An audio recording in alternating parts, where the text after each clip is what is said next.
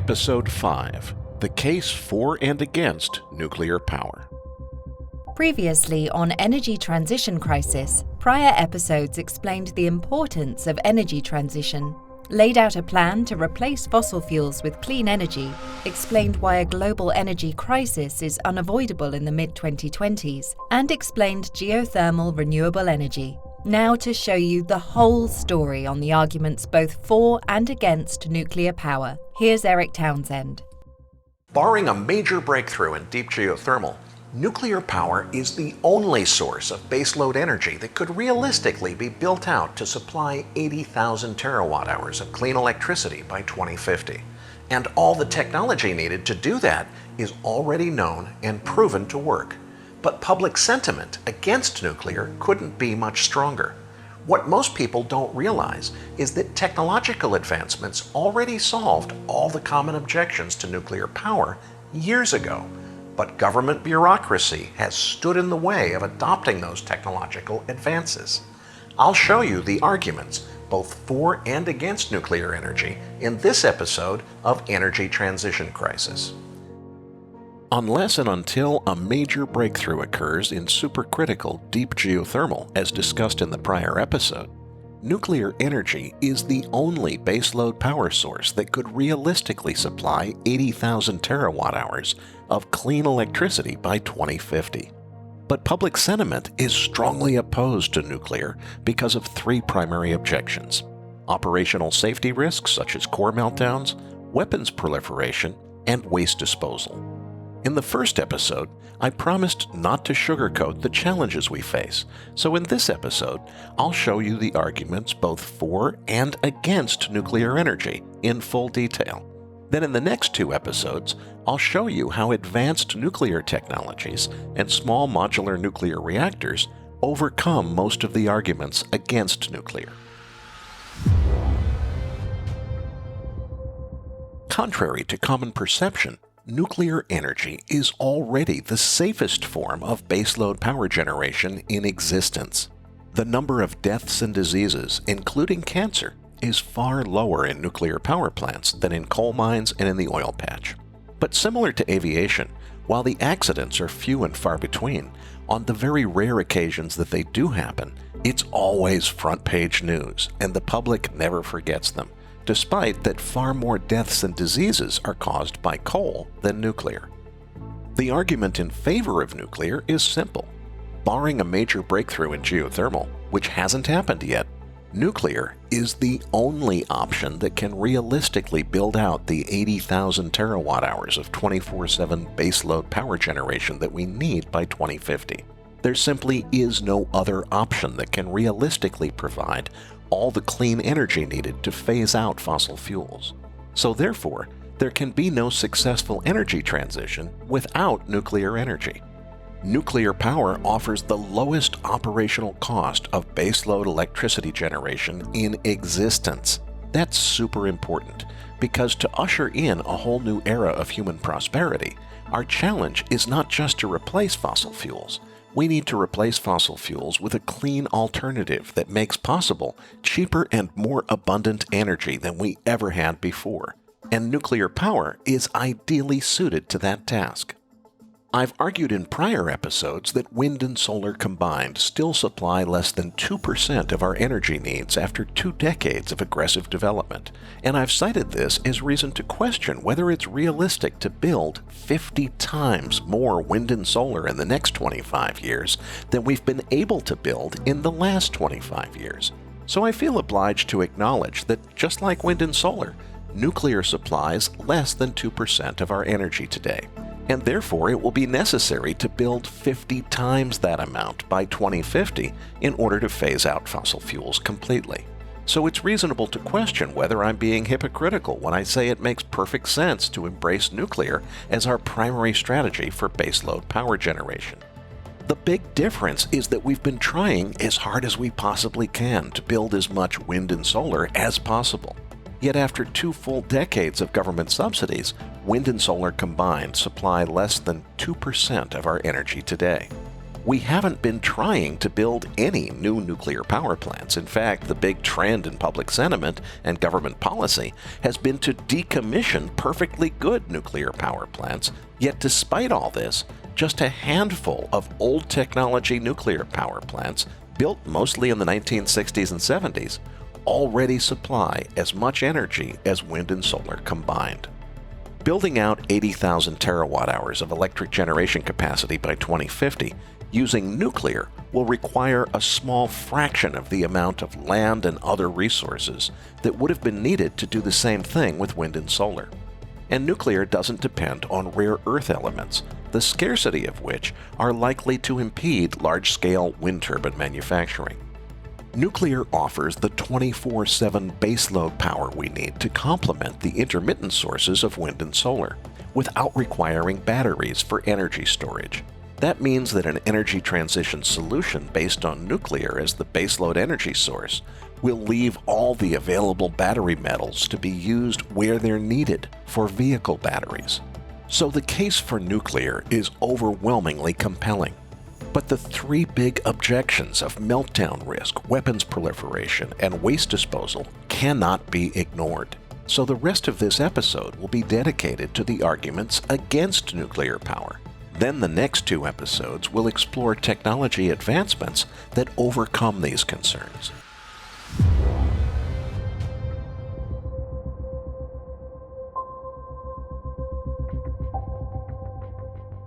There are many different nuclear reactor designs. For the sake of brevity, I'm going to focus on the design most commonly used by nuclear power plants in use today and under construction, the pressurized water reactor. A nuclear reactor works by harnessing heat energy released by a nuclear fission chain reaction. The reactor core contains fuel rods made of low-enriched uranium.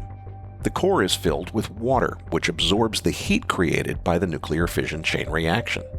That means the water gets really hot really quickly, so it has to be continuously circulated out of the core into a heat exchanger, where the heat can be removed and used to produce steam to turn a turbine and generate electricity.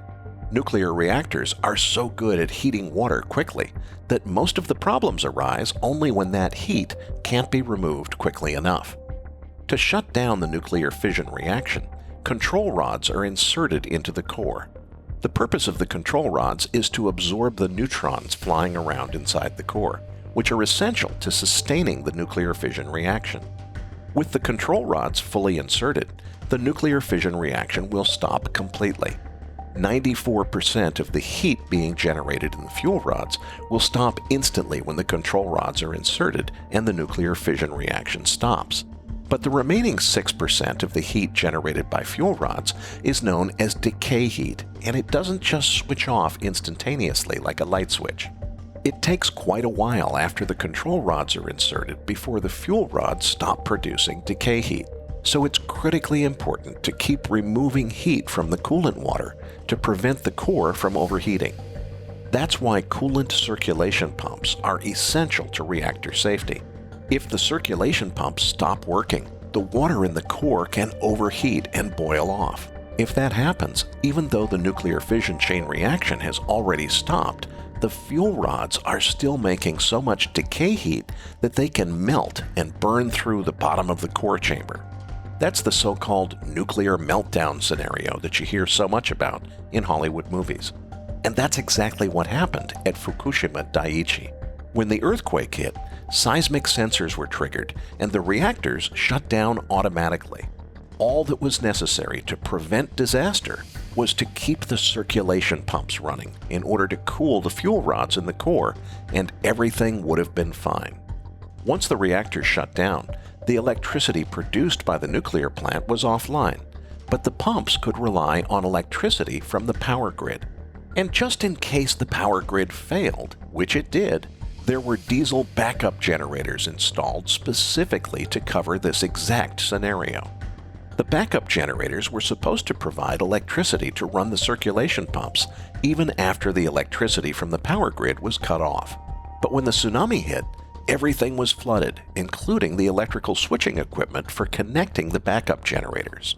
The circulation pumps shut down, the reactor cores overheated, and eventually melted down, and the rest is history.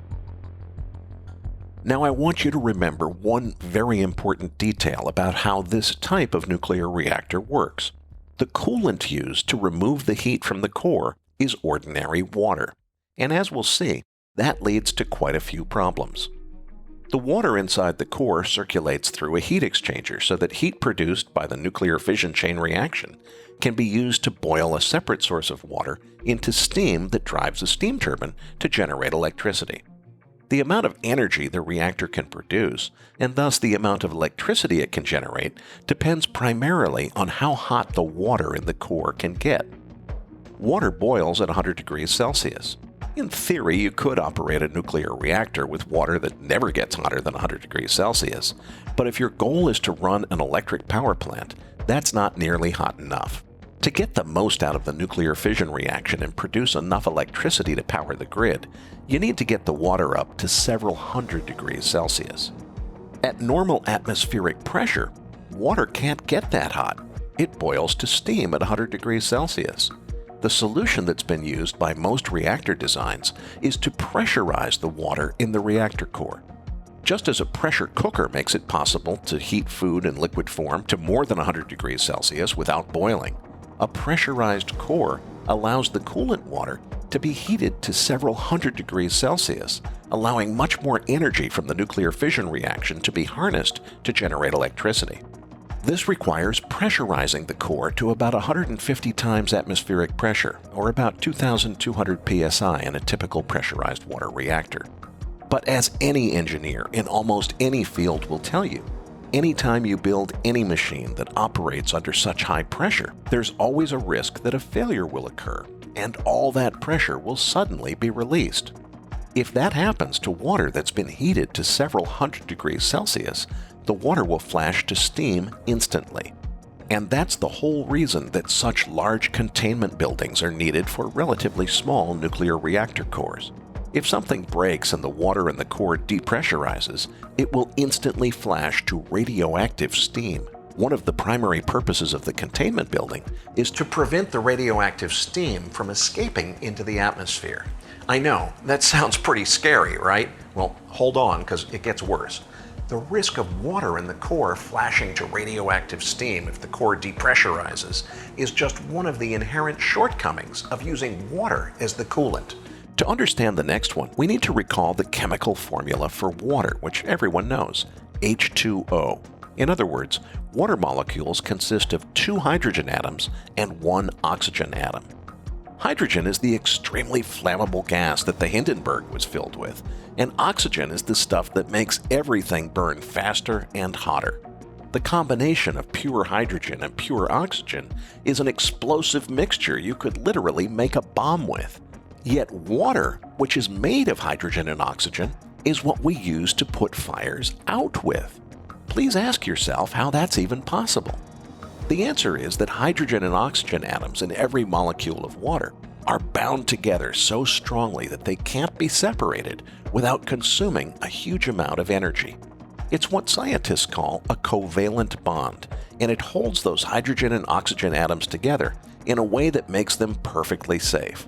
In almost any normal, everyday situation, there's no risk whatsoever that water could separate into the incredibly dangerous combination of pure hydrogen gas and pure oxygen gas, because it takes so much energy to break the covalent bonds holding the water molecules together that extraordinary amounts of energy and just the right chemical conditions are required to break them apart. Newsflash! Guess what's going on inside a nuclear reactor core during a meltdown accident?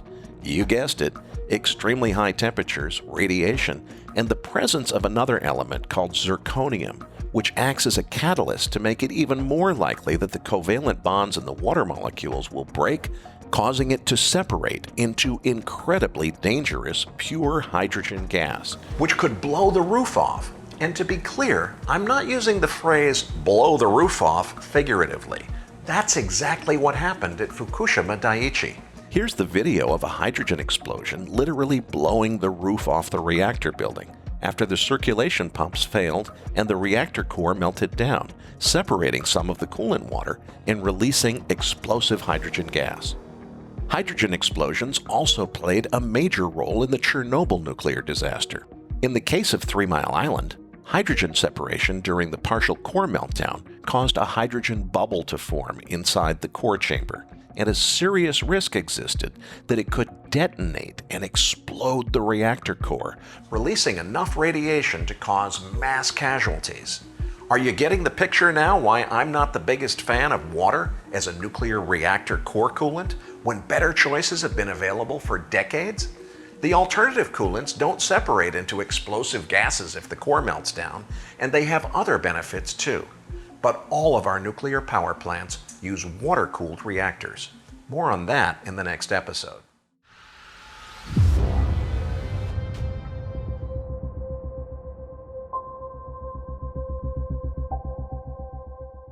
Nuclear weapons falling into the hands of terrorists or rogue nations is such a terrifying thought that even the smallest chance that nuclear power might increase that risk must be taken seriously. Contrary to common perception, it simply isn't possible to make a nuclear bomb from the low-enriched uranium used to fuel civilian nuclear reactors. To make a nuclear weapon requires weapons-grade enriched uranium or plutonium, neither of which are used by or produced in civilian nuclear power reactors. Natural uranium, which can be mined from the Earth's crust, contains less than 1% U-235, the fissile isotope of uranium. The rest is U-238, which isn't useful for building bombs or for fueling most nuclear reactors. Natural uranium must be enriched to contain between 3 and 5% U-235 using sophisticated centrifuge equipment in order for it to be used as a nuclear reactor fuel. This is called low-enriched uranium, but to make a nuclear bomb requires enrichment to at least 90% U-235. Having possession of low-enriched uranium or operating a nuclear reactor fueled by it poses no risk whatsoever to anyone getting their hands on weapons-grade uranium. That's simply a myth. But having the specialized centrifuge equipment needed to enrich natural uranium into low-enriched uranium reactor fuel, that poses a very real risk because bad actors could use that equipment to continue enriching uranium all the way to 90% U-235, creating weapons-grade uranium. The point I want you to take to heart is the weapons-grade uranium proliferation risk has nothing to do with operating nuclear power reactors or having the fuel needed to operate them. It has everything to do with who has the equipment needed to manufacture the fuel rods for those reactors. That's who could abuse the resources in their possession to make weapons-grade uranium. Put another way, managing weapons-grade uranium proliferation risks has nothing to do with restricting who can operate a nuclear reactor, and everything to do with who's allowed to manufacture fuel for nuclear reactors. Doc, you don't just walk into a store and buy plutonium. Did you rip that off?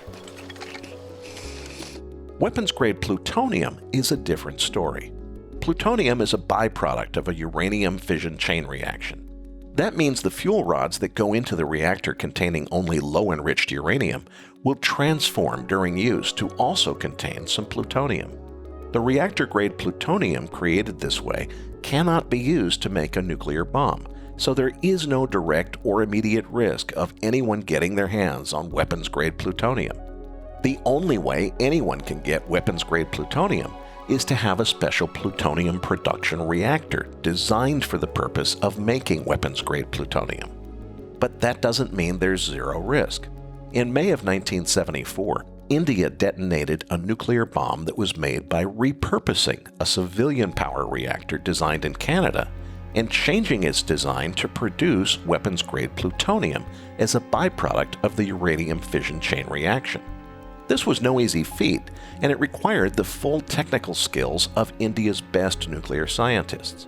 But it proved that with enough effort and know-how, it is in fact possible to repurpose a civilian nuclear power reactor to produce weapons-grade plutonium.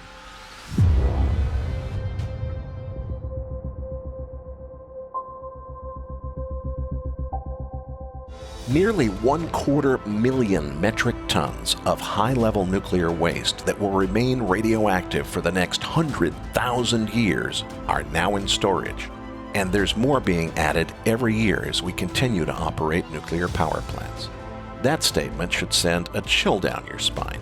But let's be clear. The reason that statement sends a chill down almost any reasonable person's spine is because that statement was carefully crafted by anti-nuclear activists to distort the actual facts and present them out of context for the intentional purpose of fomenting anti-nuclear public sentiment.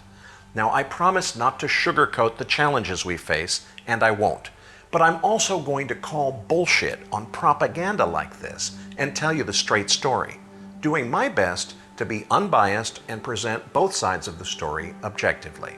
First of all, the 250,000 metric tons figure is accurate. And so far as I'm concerned, it's unacceptable that we've allowed so much nuclear waste to accumulate and that we continue to do so. The statement that if left alone, this waste would remain radioactive for 100,000 years is also true, but it's horribly misleading. That statement was worded to imply that we're stuck with this waste for 100,000 years and nothing can be done to get rid of it, which is utter nonsense. So let's take a closer look at the real story here. High-level nuclear waste consists primarily of spent fuel rods removed from nuclear reactors at the end of their service life. A true statement, and frankly an indictment of the nuclear industry, is that with only a few exceptions such as France, almost no attempt whatsoever has been made to recycle this waste. The widely accepted practice is to allow spent fuel rods to cool in a pool of water for several years after being removed from the reactor core. Then they're put in storage canisters called dry casks, which are usually kept in storage indefinitely at the nuclear plant where the fuel was consumed. Imagine that your waste management strategy for your home was just to stack bags of garbage up in your backyard indefinitely, making no attempt to recycle or dispose of anything.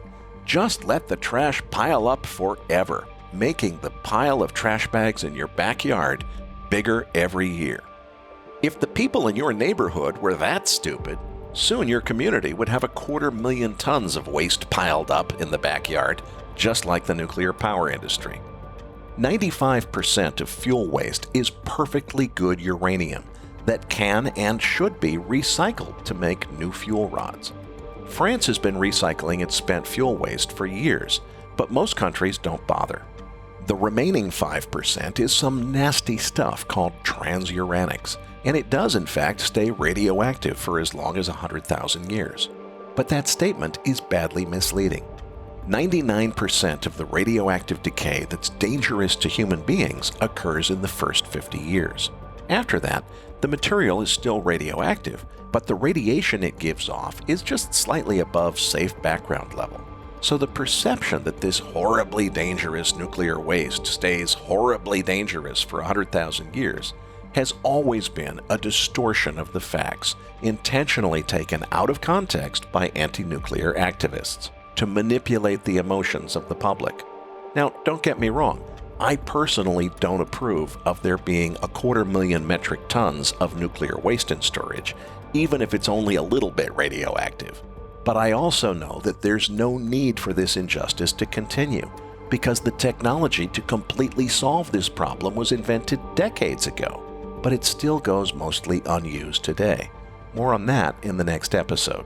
It's important to understand that nuclear waste is nowhere close to as dangerous as most people perceive it to be.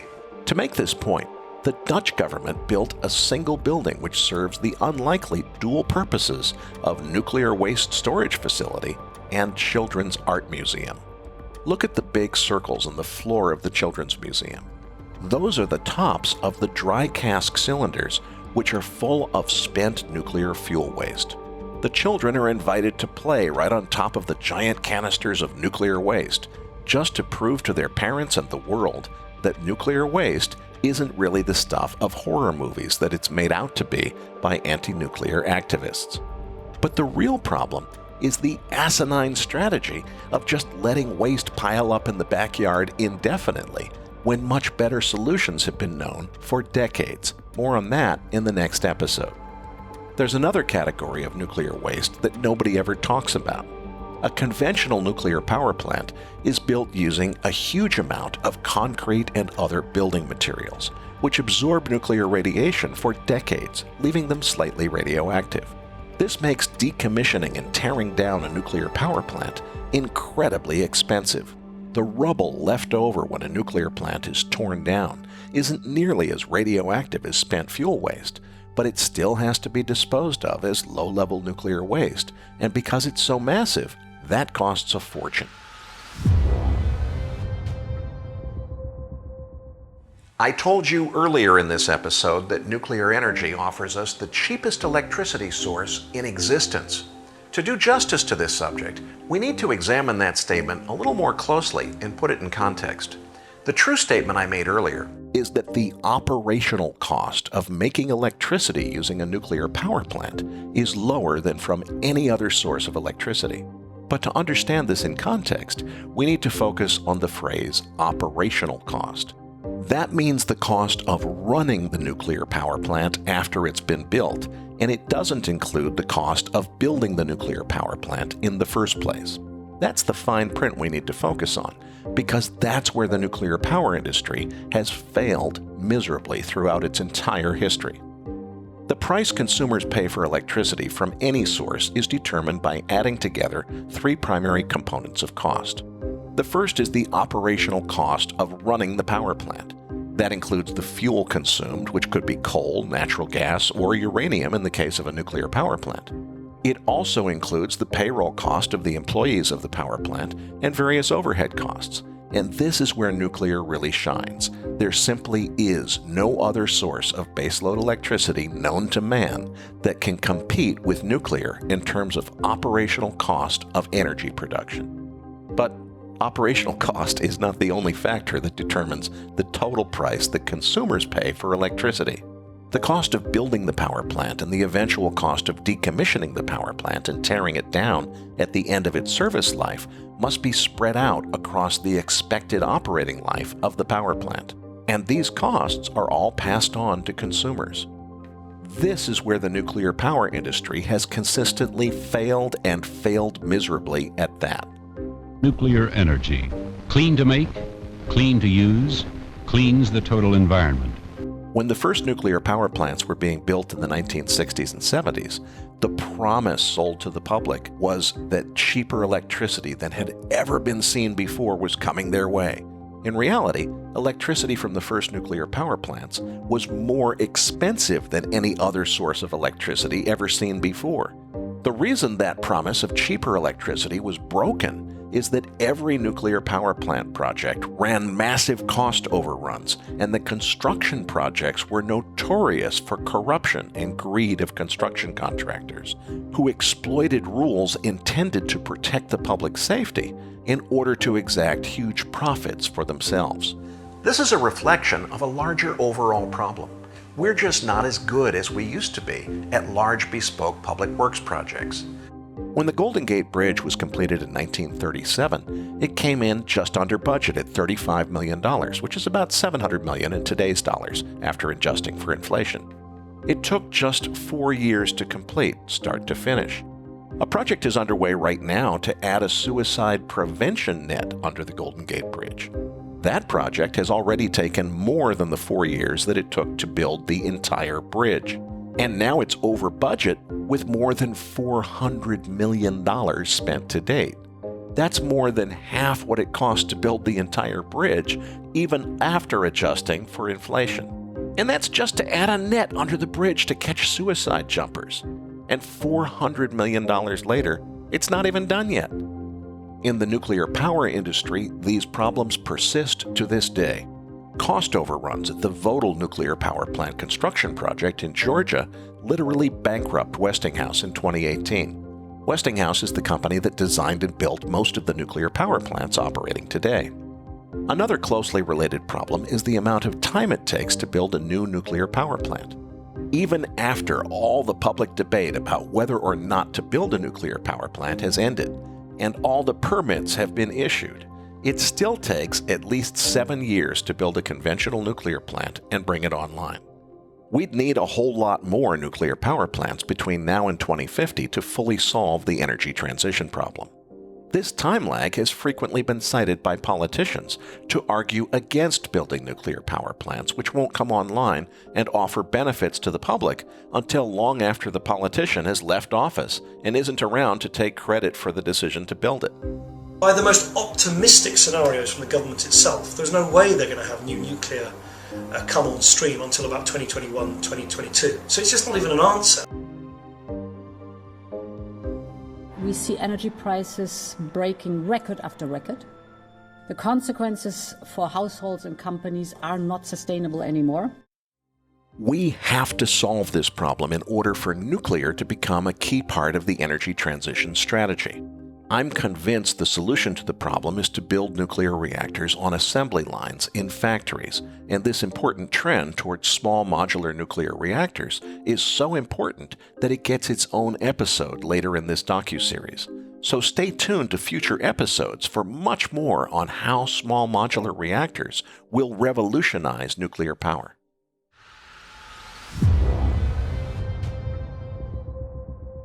In the entire history of nuclear energy, there's never been a single serious accident, other than those caused by human beings doing really stupid things they should have known better than to do. I probably sound crazy when I say there's never been any serious accidents, since everyone knows that serious accidents at Chernobyl, 3 Mile Island, and Fukushima have shaped the public psyche when it comes to nuclear energy. So let's examine what really happened in each of those accidents. In the case of Chernobyl, that reactor design would never have been permitted in the West to start with. Operators at the Chernobyl plant were trying to perform a safety test they had botched 3 times previously. They didn't bother to run their test plan past the reactor's designers or their nuclear regulator. The test was scheduled during the day shift, but it went badly awry, resulting in an unplanned near-total shutdown of the reactor. When they finally got the reactor running on only partial power, well below the threshold level that their own written test plan called for, they still weren't even sure why the reactor had almost completely shut down. But despite uncertainty as to why the reactor wasn't behaving as expected, they decided to press on rather than abandoning their test plans. They intentionally disabled the emergency core cooling system in the course of their efforts to get the reactor back up to full power. That's the system designed to protect the core from meltdown in the event of a loss of coolant accident, so disabling it was reckless to say the very least. Because of all the unforeseen complications, the test, originally planned during the day shift, ran late into the night, but the operators still pressed on rather than abandoning the test. Just after midnight, the reactor was being operated by a 25-year-old night shift technician with 3 months' experience in his position. He made several serious mistakes that would ultimately result in catastrophic failure of the reactor. The accident was 100% the result of human error. There was nothing wrong with the reactor and no significant malfunction occurred. The problem was with the humans operating the reactor, whose reckless test plans and egregious operational mistakes directly caused the disaster. In the case of 3 Mile Island, when a loss of coolant accident occurred, automated safety systems turned on the emergency coolant pumps to protect the reactor core from meltdown automatically. Human operators responded by overriding the automatic safety systems and turning the emergency coolant pumps back off. Key personalities came to the hearing, like the men at the controls when the lights started to flash. Each was asked to recite just what he did that made a bad accident worse. Well, I'm the one that turned off the reactor coolant pumps initially. He turned off the coolant pump because his woefully inadequate training left him with no clue what was happening or how to interpret the complex and rapidly unfolding situation. He and the other operators had already convinced themselves that there was no loss of coolant. They decided the emergency cooling system, which had activated automatically to prevent a meltdown, wasn't needed. But they were dead wrong. In reality, that system was desperately needed to prevent a core meltdown, but they shut it off anyway. The resulting partial core meltdown could have been prevented had the operators not intervened to prevent the automated safety systems from doing the jobs that they were designed to do. In the case of Fukushima Daiichi, tsunami-related safety recommendations were made but then ignored not just once but twice, first in 2000 and then again in 2008. Safety inspectors had informed the operator that the seawall wasn't high enough and recommended that it be extended to protect against a tsunami, but no action was taken. The diesel backup generators for the coolant system were originally located in the basement of the turbine building. Engineers from GE informed the operator of the plant that this location was vulnerable to flooding and that the generators should be moved to higher ground. The operator responded by moving the generators to higher ground while leaving the electrical switching equipment for connecting the generators to the cooling pumps in the basement, where it was flooded by the tsunami, rendering the generators on higher ground completely useless. Regulators ultimately ruled that even with the extent of damage from the tsunami, the entire nuclear disaster could easily have been prevented had safety recommendations that had already been made simply been heeded. There was no unforeseeable freak of nature. The exact scenario of a tsunami hitting that specific plant and the resulting flood damage disabling the emergency backup power for the coolant circulation pumps was fully understood and had been anticipated by safety inspectors who informed the plant operator in writing exactly what needed to be done to mitigate those exact risks years before the accident occurred. Those written instructions were ignored not just once, but twice. So history is clear. The problem is not that nuclear energy is inherently unsafe. The problem is that human beings prone to doing stupid things should not be allowed to operate nuclear reactors. The solution is automation, and that solution is well within our current technological capability. The latest Generation 3 pressurized water reactors have far more sophisticated automation and passive fail-safe systems than the reactors that melted down in 3 Mile Island and Fukushima. The state-of-the-art in nuclear energy safety could still be improved a whole lot more, as I explained earlier, but it's already the safest form of baseload power generation in existence. Going forward, we need to design fully automated reactors which don't rely on human operators at all, and which don't have big control rooms full of confusing instrumentation. The lesson we should learn is to design future reactors so that even Homer Simpson couldn't possibly cause a disaster by trying to interfere with automated systems that are better equipped to handle an emergency than human decision makers who have repeatedly failed to perform under pressure. I promise to be unbiased and not sugarcoat the very real challenges that we face, including the risks associated with nuclear power. I hope you'll agree that I've done a good job of telling both sides of the story in this episode. Despite its various problems, the fact remains that nuclear is the safest source of energy in existence. Far more deaths and diseases have occurred in coal mines and oil fields than in nuclear plants, even when you include Chernobyl, 3 Mile Island, and Fukushima. But this is the longest episode in this entire docuseries, and the reason is that's how long it took just to spell out all the major problems and risks that nuclear energy still faces, such as core meltdowns, hydrogen explosions, core depressurization accidents, weapons proliferation risks, and nuclear waste disposal. I know that despite nuclear having the best overall safety record of any energy source, that long list of scary problems will anger many of you. So put your seatbelt on, because now I'm going to make you even angrier. What if I told you that not only do we already have the technology needed to solve every single one of these problems, but we've had that technology for decades. We've never put it to use because of government bureaucracy, corruption, and political favoritism standing in the way of public safety. Well, that's exactly what I'm telling you right now. There are good solutions to all these problems, and most of them are anything but new. Yet governments have done such an abysmal job of regulating this industry that most of these solutions have gone unused. The failure of government to serve the public interest is so egregious that it's going to take 2 more full episodes of this docuseries just to substantiate the statements I've just made. So stay tuned for the next episode of Energy Transition Crisis, which is all about the advanced nuclear technologies we should have adopted decades ago to improve the safety of nuclear energy. Energy transition cannot occur until the people of the world stop tolerating government inaction and demand progress toward building the clean energy we need to break our addiction to fossil fuels. So please like and subscribe, but more importantly, engage with us in the comments below this video and let your voice be heard. You'll also find transcripts, merch and more at energytransitioncrisis.org. Click the link in the comments below to watch the next episode.